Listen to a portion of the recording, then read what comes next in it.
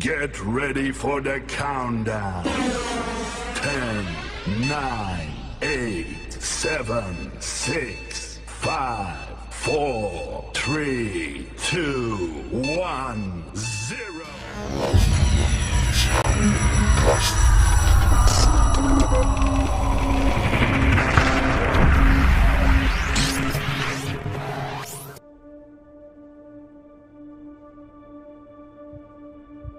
Your son is a failure.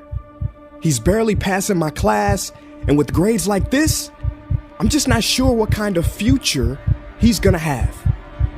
What do you have to say for yourself? You're supposed to graduate this year. Listen to Mr. Johnson. What kind of future do you think you're gonna have? With all due respect, don't call me a failure. Failure is an event, not a person, in fact. And you talk about the future, Mr. Johnson, but you're not preparing us for that. Excuse me? Just listen to what I'm saying. This should be good. Would you agree that in the future, most careers will become automated? Yeah, so? So the people who succeed will have to be curious, innovative, with resilience to adapt to new changes. What's your point? My point is, the focus in this school is not on that. It is on regurgitating information and test taking, and that's just real. But in today's world, creativity is the most important leadership skill. Oh, that's how you feel. You don't have to believe me, but maybe you will believe the 1,500 executives who recently said creativity is the most important leadership skill. See, pretty soon, no one will be hired because of what they know. Because who cares what you know or if you've memorized a fact? We've got Google and Siri for that. In the future, people will be hired because of what they can do with their knowledge. Can they creatively solve real-world problems, not just follow instructions or directions and bubble in multiple-choice questions? So, Mom, that's why I'm stressed, because these robotic tasks we learn in school should stop. Because no one can do a robot's job better than a robot.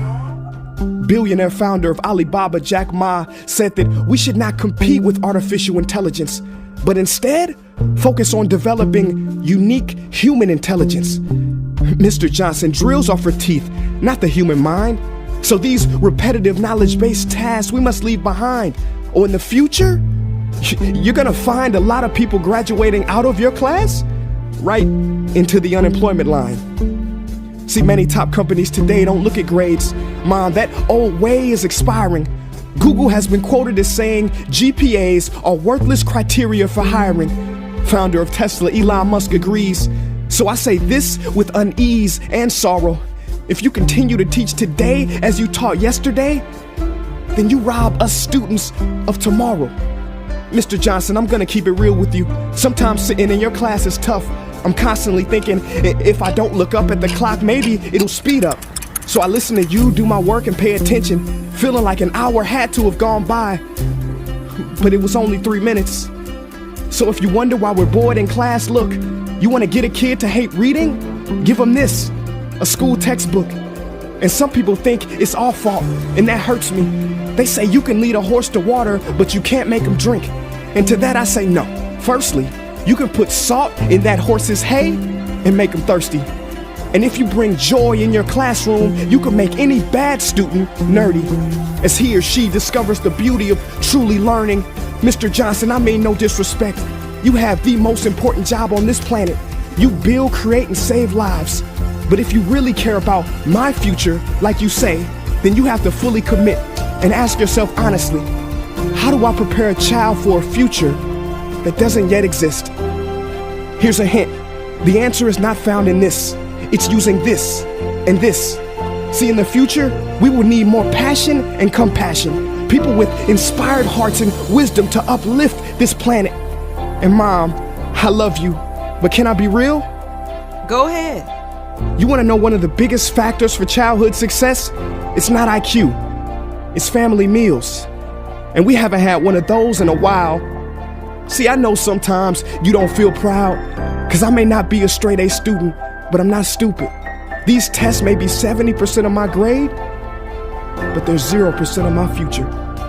But don't worry, I'll pass this class and get through this. But I need you to give me the space I need to be me and live true. Because the best feeling in the world is that your own parents get you. There's a passage in a book called The Prophet by Khalil Gibran, and if you don't mind, I'd love to share it with you. Go ahead. See, he says, your children are not your children. They are the sons and daughters of life longing for itself. They come through you, but not from you. And though they are with you, they do not belong to you. You may give them your love, but not your thoughts, for they have their own thoughts. You may house their bodies, but not their souls, for their souls dwell in the house of tomorrow. So, Mom, I'd appreciate it if you give me the love that I need to pursue my dreams. See, if we are to succeed, all three of us need behavior change on all fronts. We talk about the future, but the future is now, and it is created now by all of us. I've never heard you speak like that before. Yeah, I didn't know. But I'm gonna reach out to administration and try to change some things. You have my word. ผมขอฝากเด็กคนนี้เป็นพิเศษนะครับคุณสุ ค่ะผอ.พ่อแม่เขามาเลิกกัน ไม่รู้เวรกรรมอะไร ฝากด้วยนะคะครูเชาสวัสดีครูสิเชางั้นเดี๋ยวหนูขอพาเชาเข้าไปในห้องเรียนนะคะ เชิญครับ เชาไปเรียนกันนะ วันนี้เรามีเพื่อนใหม่มาแนะนำนะ เพื่อนของเราชื่ออะไรครับ เฮ้ย ไม่รู้จักชื่อตัวเองว่ะสงสัยจะติ๊งต้องว่ะ สุเมธเบาๆหน่อย เพื่อนของเราชื่อเชานะ งั้นเชามานั่งตรงนี้ละกัน ทุกคนเปิดหนังสือจ้ะ วันนี้เราจะมาเรียนเรื่องสี่เหลี่ยมนะ เรียกว่าสี่เหลี่ยมจัตุรัสสี่เหลี่ยมผืนผ้า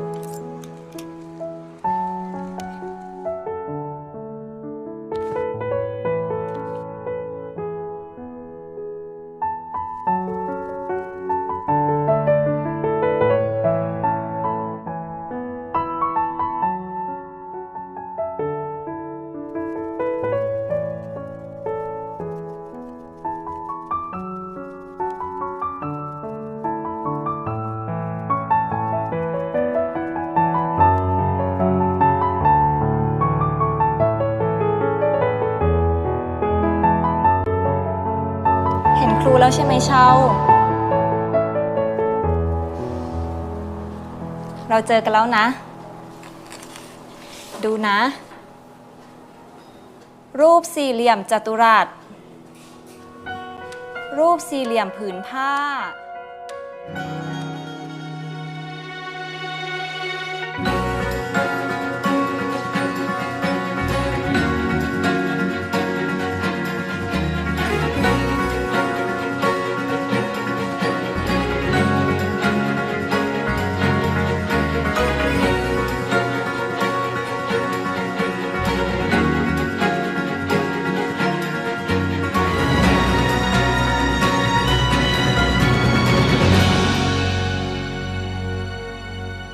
คุณภาพการศึกษามันรวมถึงกระบวนการพัฒนาครู ตั้งแต่ประถมเลยนะ เ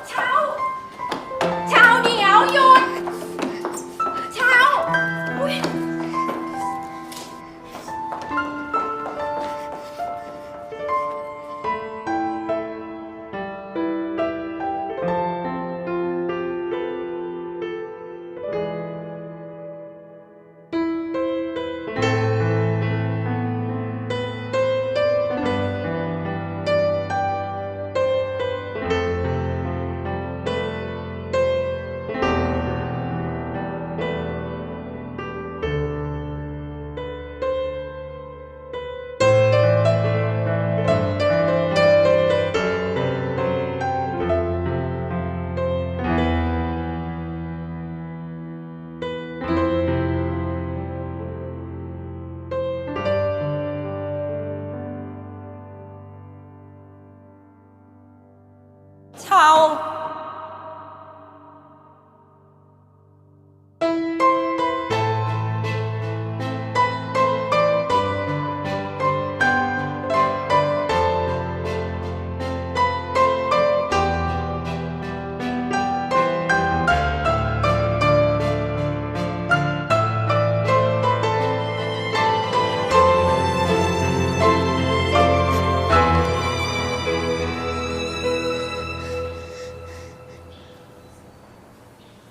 ครูกลับมาแล้ว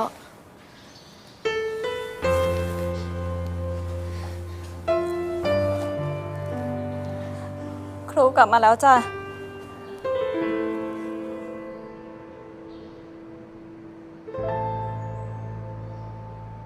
แรม13 ค่ำเดือนยี่เป็นการนับวันแบบไหนคะแล้ว 14 มกราคม 2542 เป็นการนับวันแบบพฤหัสเฮ้ย ติ๊งตองอ่ะ สุเมธต่อไปเปิดหน้า 115 ค่ะ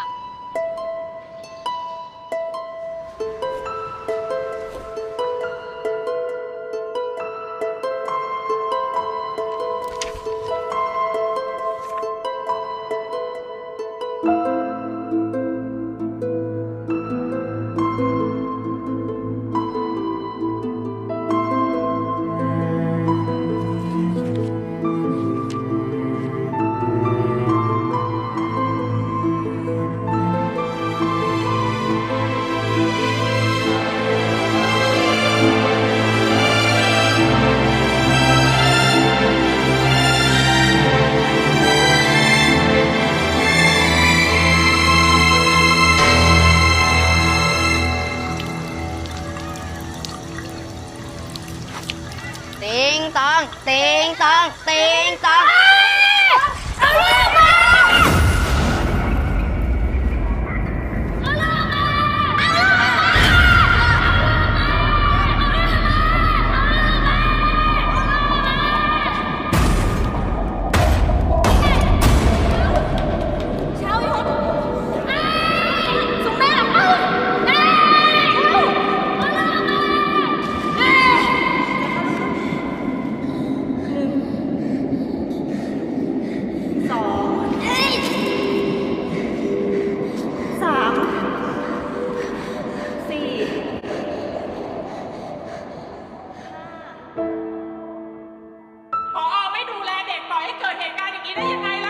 ใจเย็นๆสิครับ เด็กผิดปกติอย่างเงี้ยได้อยู่กับเด็กปกติได้ยังไง ต้องไล่ออกยังไงก็ต้องเอาออก เด็กมีพฤติกรรมก้าวร้าวจะให้เรียนด้วยกันได้ไงคะผอ.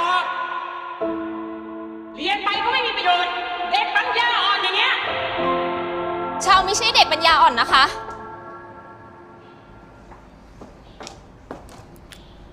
ตอบครูชาว 14 กันยา 2542 เป็นวันอะไร อังคาร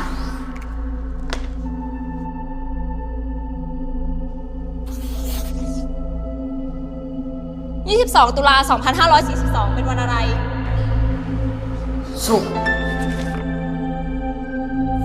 8 ธันวา 2542 เป็นวันอะไร พุธ 17 มกราคม 2543 เป็นวันอะไร จันทร์ แบบนี้เหรอคะ ที่เขาเรียกว่าปัญญาอ่อน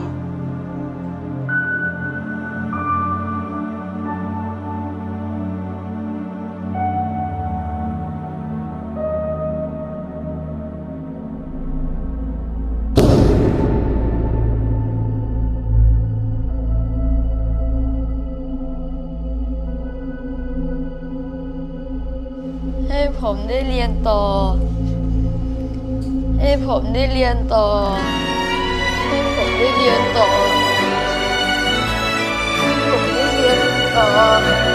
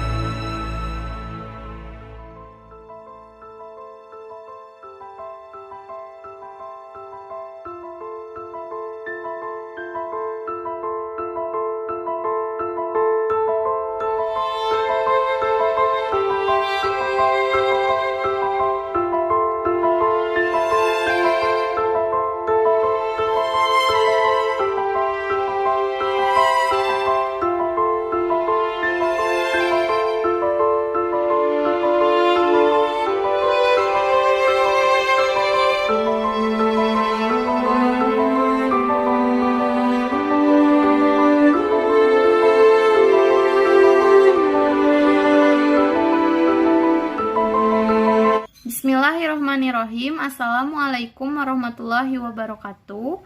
Yang terhormat Ibu Dr. Randa Aas Saraswati MPD dan Bapak Acep Roni Hamdani MPD selaku dosen pembimbing pada mata kuliah pedagogik dan juga teman-teman kelas yang saya banggakan. Puji dan syukur marilah kita panjatkan kepada Allah Subhanahu wa Ta'ala, dan sholawat serta salam semoga tetap tercurahkan kepada baginda Rasulullah Muhammad Sallallahu Alaihi Wasallam. Hari ini kami dari kelompok 5 akan mempresentasikan hasil dari diskusi dari kelompok kami, yaitu mengenai materi pendidik dan anak didik. Sebelumnya, perkenalkan anggota dari kelompok 5. Yang pertama, perkenalkan, nama saya Tiffany Nur Azmi dengan NPM 20506161. Lalu yang kedua ada Ramadina Adinda Novianti dengan NPM 20506133. Lalu yang ketiga ada Puzi Nur Alisa dengan NPM 20506151.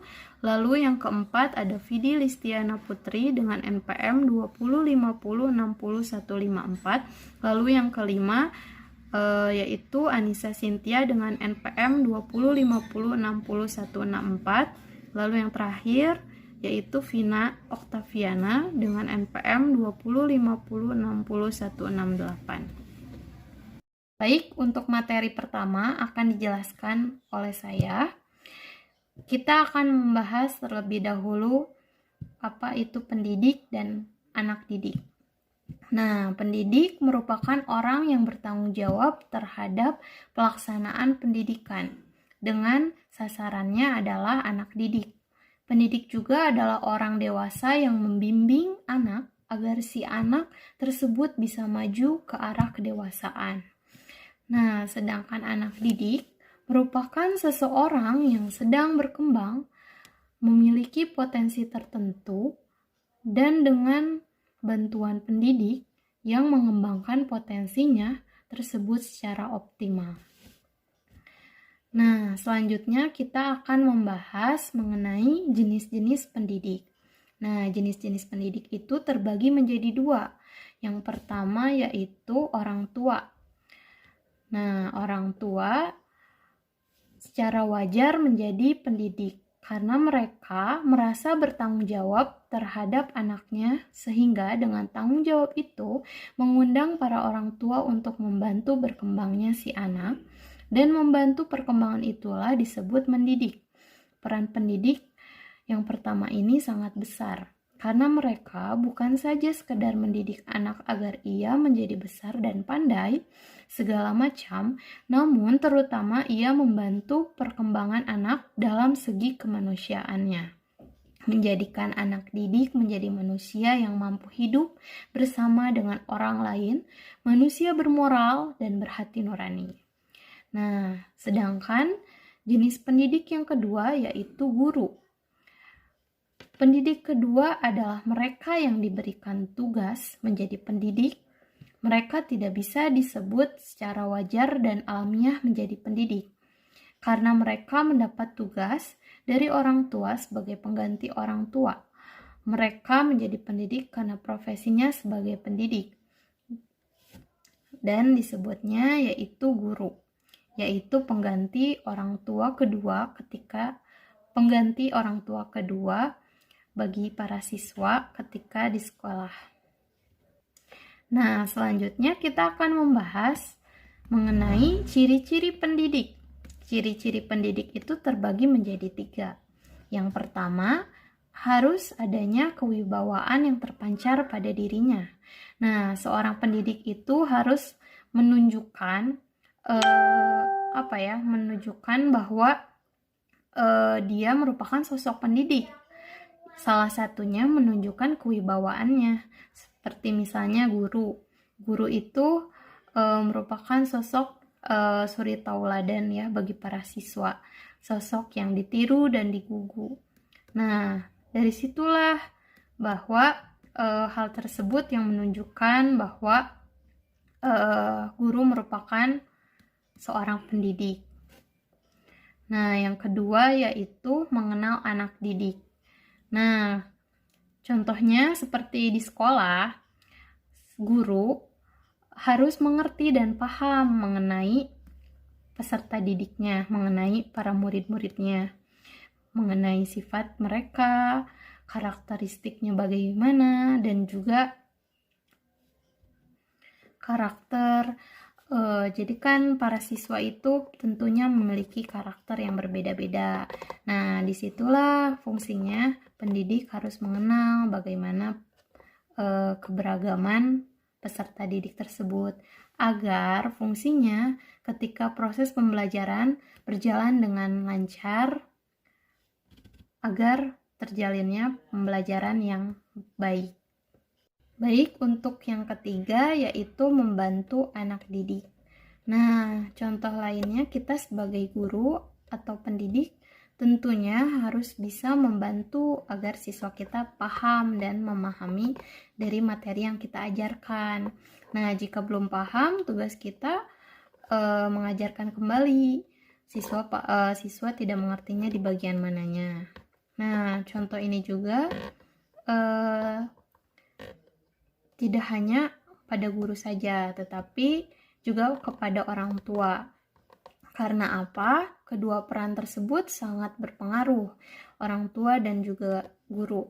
Karena kedua peran tersebut merupakan peran yang dapat mendukung dan membantu dalam proses pembentukan kedewasaan bagi anak didik itu sendiri, agar terciptanya siswa yang memahami dan mengerti alur dari proses pendewasaan ini. Cukup sekian pemaparan materi dari saya. Selanjutnya akan dilanjutkan oleh rekan saya, yaitu Ramadina Adinda Novianti. Dipersilahkan. Nama saya Ramadina Adinda Novianti dengan NPM 205060133. Di sini saya akan menjelaskan tentang syarat-syarat menjadi pendidik. Menurut Edi Suwardi, tahun 1984, beliau mengungkapkan bahwa seorang pendidik ini haruslah memenuhi beberapa persyaratan. Yang pertama, seorang pendidik ini harus mengetahui tujuan dari pendidikan. Dalam hal itu, pendidik harus banyak sekali mempunyai pengetahuan tentang apa yang disebut manusia dewasa, sehingga seorang pendidik dapat mampu untuk menyesuaikan dengan tempat dan waktu. Yang kedua, seorang pendidik harus mengenal anak didiknya, karena karakter anak didik pasti berbeda-beda. Maka dari itu, seorang pendidik harus mengenal dulu anak didiknya agar pendidik mampu untuk memperlakukan anak didik tersebut berdasarkan karakteristiknya. Yang ketiga, seorang pendidik haruslah mengetahui prinsip dan penggunaan alat pendidikan. Seorang pendidik harus tahu bagaimana cara memilih mana yang cocok untuk anak pada situasi-situasi tertentu. Untuk itu, para pendidik harus dapat menentukan jalan atau prosedur untuk mendidik, yang bagaimana harus digunakan dan harus ditempuh. Yang keempat, untuk dapat melakukan tugasnya, pendidik sendiri harus memiliki sikap bersedia membantu anak didik. Tanpa hal itu, orang-orang dapat bertindak mekanis seperti robot atau kadang-kadang di luar kesadarannya dan berlaku kurang cocok sebagai pendidik. Misalnya, seorang pendidik yang kurang sabar. Itu berarti seorang pendidik tersebut belum memiliki sikap bersedia dalam membantu anak didik. Kelima, untuk dapat membuat suatu pergaulan pendidikan yang serasi serta mudah untuk berbicara pada anak didik, maka seorang pendidik harus dapat beridentifikasi atau menyatu padukan dengan anak didiknya. Hal ini tidak berarti bahwa seorang pendidik ini harus luluh dalam kehidupan beberapa anak didik, namun ia tetap harus menjadi seorang yang dewasa, tapi ia harus menyesuaikan segala cara mendidiknya dengan dunia anak-anak. Selanjutnya, ada tugas-tugas pendidik. Dalam Undang-Undang Nomor 14 Tahun 2015 tentang guru dan dosen, guru memiliki tugas utama yang pertama, mendidik. Mendidik merupakan proses dalam membantu anak didik untuk mencapai kedewasaannya. Mendidik juga mengajak, memotivasi, mendukung, menginspirasi, dan lain sebagainya untuk melakukan tindakan positif yang bermanfaat bagi dirinya sendiri maupun lingkungan atau orang lain. Yang kedua, tugas guru yaitu mengajar. Usman, tahun 1994 halaman 3, beliau mengemukakan mengajar ini pada prinsipnya adalah membimbing siswa dalam kegiatan belajar mengajar, atau mengandung pengertian bahwa mengajar sendiri merupakan suatu usaha mengorganisasi lingkungan dalam hubungannya dengan anak didik, bahan pengajaran yang menimbulkan terjadinya proses belajar. Yang ketiga, membimbing. Membimbing, jika ditinjau dari segi isi, maka membimbing ini berkaitan dengan norma dan tata tertib. Namun, jika membimbing ini dilihat dari strategi dan metode yang digunakan, maka membimbing ini lebih berupa kepemberian motivasi dan pembinaan. Yang keempat, ada mengarahkan. Mengarahkan sendiri merupakan suatu kegiatan yang dilakukan oleh instruktur atau pembina, di sini halnya guru, kepada peserta didik agar dapat mengikuti apa yang pendidik perintahkan sesuai dengan tujuan yang akan dicapai. Yang kelima, ada melatih. Melatih sendiri menurut Syarif tahun 2008 pada hakikatnya merupakan suatu proses kegiatan untuk membantu orang lain mempersiapkan diri dengan sebaik-baiknya dalam usaha untuk mencapai tertentu. Yang keenam, ada menilai. Menurut BSNP tahun 2007 halaman 9, penilaian sendiri merupakan proses rangkaian kegiatan untuk memperoleh, menganalisis, serta menafsirkan data tentang proses dan hasil belajar para peserta didik yang dilakukan secara sistematis dan berkesinambungan, sehingga penilaian ini menjadi informasi yang bermakna dalam pengambilan keputusan. Dalam hal ini biasanya dalam penentuan nilai rapot. Yang terakhir ada mengevaluasi. Mengevaluasi sendiri merupakan penaksiran terhadap pertumbuhan dan kemajuan siswa ke arah tujuan atau nilai-nilai yang telah ditetapkan dalam kurikulum. Itu merupakan pendapat yang dikemukakan oleh Wigstone dan kawan-kawan tahun 1956. Namun, evaluasi juga dapat diartikan sebagai proses menilai atau memberi evaluasi pengulangan suatu kriteria atau tujuan yang telah ditetapkan, yang selanjutnya ini diikuti oleh pengambilan keputusan atas apa yang telah dievaluasi tersebut. Selanjutnya ada ciri-ciri anak didik. Menurut Edi Suwardi tahun 1984, beliau mengungkapkan bahwa ada 3 ciri anak didik. Yang pertama, kelemahan dan ketidakberdayaan, di mana seorang anak didik ini awalnya adalah anak yang dalam keadaan lemah dan tidak berdaya ketika mereka dilahirkan. Bahkan untuk dapat bergerak pun mereka harus melalui berbagai tahapan. Berbeda dengan binatang yang begitu lahir sudah langsung berdiri dan mencari makan ataupun sebagainya. Kelemahan yang dimiliki oleh anak itu merupakan kelemahan rohaniah dan jasmaniah, di mana kelemahan jasmaniah itu seperti tidak kuat gangguan cuaca, keadaan tubuh yang basah, panas, ataupun dingin. Begitu juga dengan rohaniahnya. Anak tidak akan mampu membedakan keadaan yang berbahaya ataupun menyenangkan bagi dirinya. Namun, kelemahan dan ketidakberdayaan itu semakin lama akan semakin hilang berkat bantuan atau bimbingan dari seorang pendidik, baik itu orang tua maupun guru.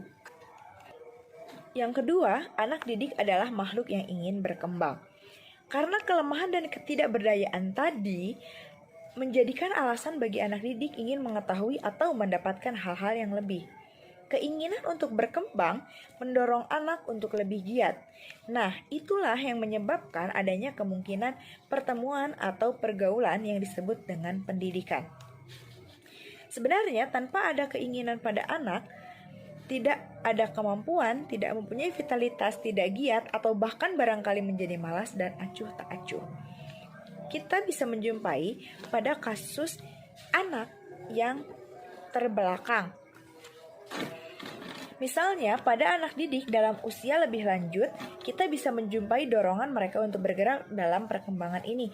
Misalnya, kita mengajak anak yang suka sekali membaca petualangan, banyak berkelakar dengan teman-teman mereka, sering berkumpul dalam suatu kumpulan anak-anak muda atau anak-anak seusianya, yang mana semuanya itu merupakan contoh bahwa mereka berada dalam satu tahap ingin berkembang. Yang ketiga adalah anak didik yang berdiri sendiri. Hal tersebut penting bagi anak didik karena untuk dapat bergaul dalam masyarakat atau lingkungan sekitarnya, anak didik harus menjadi diri sendiri. Tanpa itu, anak didik atau manusia akan menjadi anak didik yang penurut, manusia massa, dan anak didik yang tidak memiliki pribadi. Namun, pendidikan yang tidak memperhatikan anak didik yang menjadi diri sendiri merupakan pendidikan yang bersifat otoriter, bahkan memaksa. Ya, hal ini mematikan pribadi anak yang sedang tumbuh. Apabila ini terjadi, maka anak didik akan kehilangan kepribadiannya dan kemudian akan menjadi seorang manusia yang tidak punya kemauan, tidak memiliki vitalitas hidup, dan tidak punya prakasa, yang mana hal ini harus dihindarkan. Assalamualaikum warahmatullahi wabarakatuh. Saya Fidi Listiana Putri dengan NPM 205060154. Karakteristik anak didik. Yang pertama, individu yang memiliki potensi fisik dan psikis yang khas, sehingga merupakan makhluk yang unik. Anak sejak lahir telah memiliki potensi-potensi yang ingin dikembangkan dan diaktualisasikan. Untuk mengaktualisasikannya membutuhkan bantuan dan bimbingan dari pendidik. Yang kedua, individu yang sedang berkembang.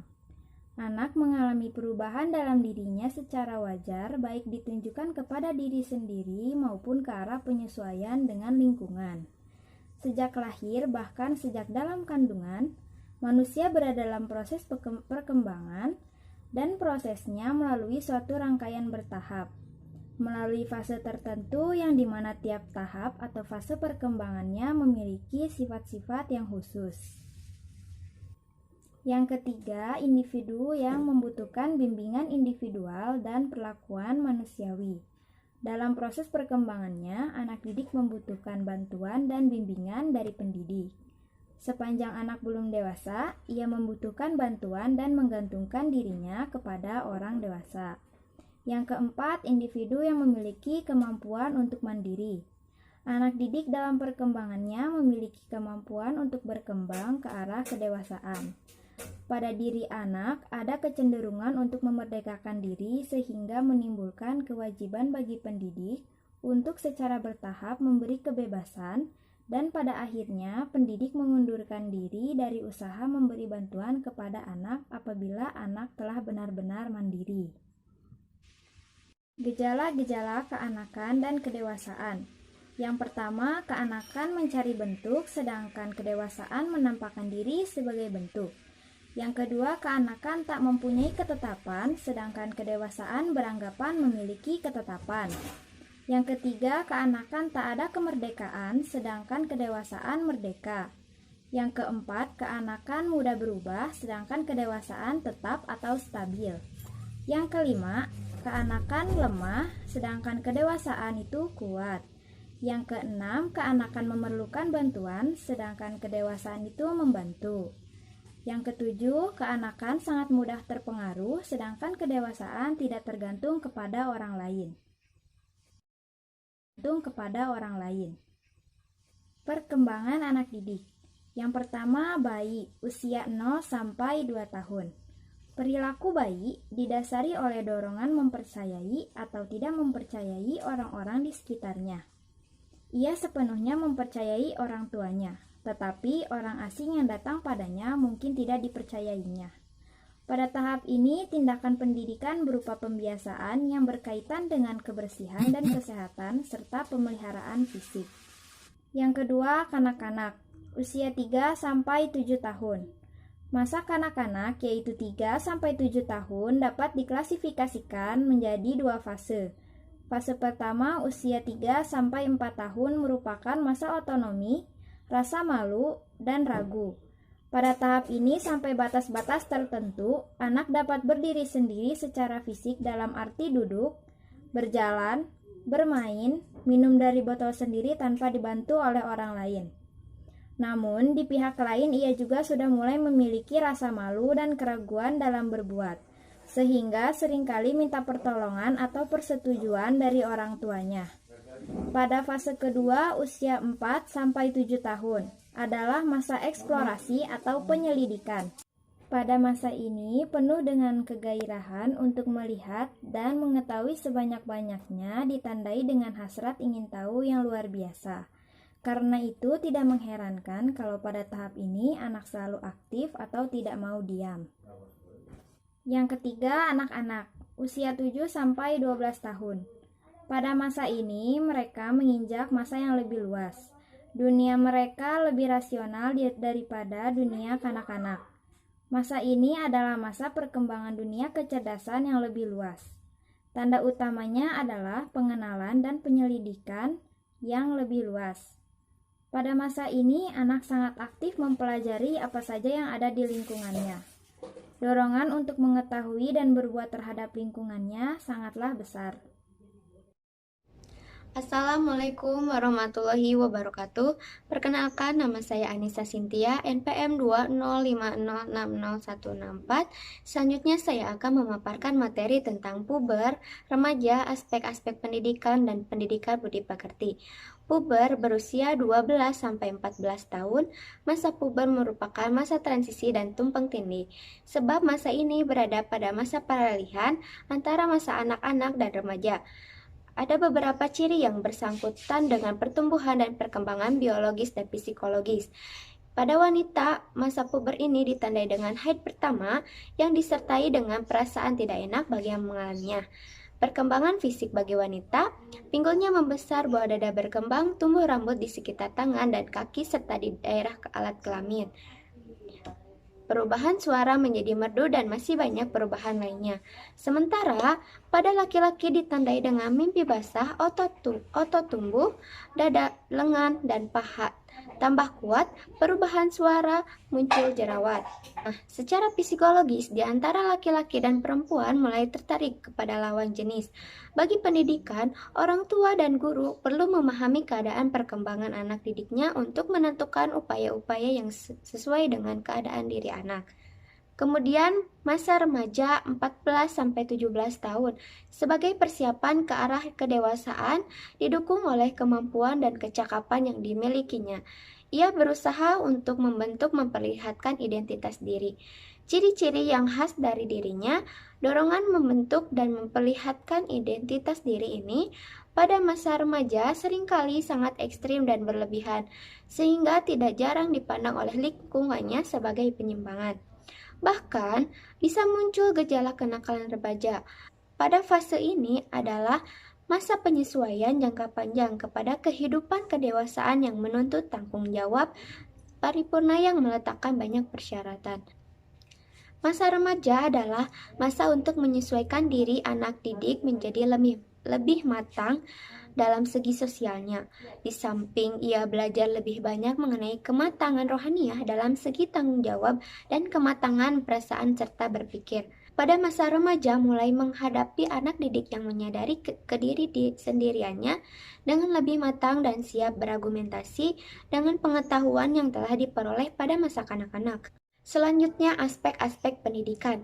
Manusia merupakan makhluk jasmani dan rohaniah, yang pada hakikatnya secara rohaniah adalah sebagai makhluk individual dan makhluk sosial. Langeveld menjelaskan tentang dasar antropologis manusia atau hakikat manusia, yaitu individualitas, sosialitas, dan moralitas. Selain ketiga dasar antropologis tersebut adalah makhluk berketuhanan. Atas dasar hakikat manusia tersebut, interaksi di sekolah harus menyangkut aspek-aspek pendidikan, seperti dikemukakan oleh Ahmadi dan Uhbiyati tahun 2001, yaitu tentang pendidikan budi pekerti, pendidikan kecerdasan, pendidikan sosial, pendidikan kewarganegaraan, pendidikan estetika, pendidikan jasmani, pendidikan agama, dan pendidikan kesejahteraan keluarga. Nah, mari kita jelaskan aspek-aspek pendidikan tersebut. Nah, yang pertama yaitu pendidikan budi pekerti. Pendidikan budi pekerti berkaitan dengan watak akhlak manusia yang merupakan aspek yang sangat fundamental atau mendasar dalam kehidupan manusia, baik sebagai individu maupun anggota masyarakat. Pendidikan budi pekerti berusaha mengembangkan manusia berwatak dan bermoral, serta berakhlak mulia yang merupakan dasar yang fundamental bagi pendidik yang lainnya. Pendidikan budi pekerti bertujuan agar anak dapat membedakan antara baik dan tidak baik, sopan dan tidak sopan, sifat terpuji dan sifat tercela, dan masih banyak contoh lainnya, sehingga pada akhirnya anak mau berbuat sesuai dengan hal-hal baik dan meninggalkan hal-hal yang tidak baik. Pendidikan budi pekerti mencakup dua macam. Pembentukan yang pertama yaitu pembentukan kata hati agar anak memiliki kepekaan terhadap baik dan buruk. Yang kedua adalah pembentukan kemauan agar anak memiliki kemauan yang kuat untuk tidak melakukan hal-hal yang tidak baik. Sekian pemaparan dari saya, terima kasih. Assalamualaikum warahmatullahi wabarakatuh. Izin memperkenalkan diri. Perkenalkan, nama saya Puji Nuralisa, NPM 2050606151. Di sini saya akan melanjutkan materi selanjutnya, yaitu 2. Pendidikan kecerdasan. Pendidikan kecerdasan merupakan tugas pokok sekolah yang bertujuan agar anak dapat berpikir secara kritis, logis, dan kreatif. Berpikir kritis berarti secara cepat anak dapat melihat hal-hal yang benar dan hal-hal yang tidak benar dalam kehidupan yang dialaminya. Berpikir logis berarti anak dengan cepat dapat melihat hubungan antara masalah yang satu dengan yang lainnya, membandingkan dan menarik kesimpulan. 3. Pendidikan sosial. Tujuan pendidikan sosial ialah agar anak dapat menyesuaikan diri dalam kehidupan bersama dan ikut ambil bagian secara aktif dan kehidupan bersama tersebut. Yang keempat, pendidikan kewarganegaraan. Pendidikan kewarganegaraan mendidik anak agar kelak menjadi warga negara yang baik, utuh, dan berguna bagi kehidupan masyarakat dan negara. Di sekolah, pendidikan kewarganegaraan tidak hanya melalui pendidikan kewarganegaraan atau PKN, namun dapat diintegrasikan dalam berbagai mata pelajaran seperti pelajaran sejarah, bahasa, kesenian, agama, dan sebagainya. Perkenalkan, saya Vin Oktaviana dengan NPM 205060168. Saya akan melanjutkan materi sebelumnya. Di sini ada pendidikan keindahan atau estetika. Pendidikan keindahan ini bertujuan agar anak didik memiliki rasa keharuan terhadap keindahan, memiliki selera keindahan, dan dapat menghargai dan menikmati keindahan. Misalnya, cara berpakaian yang sopan, cara membersihkan kamar tidur, ruang kelas, dan membersihkan halaman. Kemudian di sini ada pendidikan jasmani. Nah, pendidikan jasmani ini tidak hanya berupa latihan jasmani saja yang bertujuan untuk memperkuat otot, mempertinggi koordinasi, dan menuju kesehatan tubuh, tetapi pendidikan jasmani ini juga bertujuan untuk pembentukan watak yang baik seperti jujur, sportif, disiplin, bertanggung jawab, kerjasama, dan sebagainya. Kemudian pendidikan agama. Pendidikan khususnya di sekolah dasar sebaiknya ditekankan kepada pembiasaan seperti kebiasaan-kebiasaan untuk melaksanakan atau mengamalkan ajaran-ajaran agama. Misalnya dibiasakan melakukan sholat di masjid, kemudian melaksanakan puasa, dan sebagainya. Kemudian yang terakhir ada pendidikan kesejahteraan keluarga. Nah, pendidikan kesejahteraan keluarga ini secara luas bertujuan meningkatkan taraf kehidupan dan penghidupan keluarga untuk mencapai terwujudnya keluarga sejahtera secara utuh, baik jasmani, rohani, material, dan spiritual. Cukup sekian pemaparan materi dari kelompok kami. Sebelumnya, saya memohon maaf bila ada kesalahan kata dalam proses penyampaian dalam diskusi presentasi hari ini. Selebihnya saya ucapkan terima kasih. Assalamualaikum warahmatullahi wabarakatuh.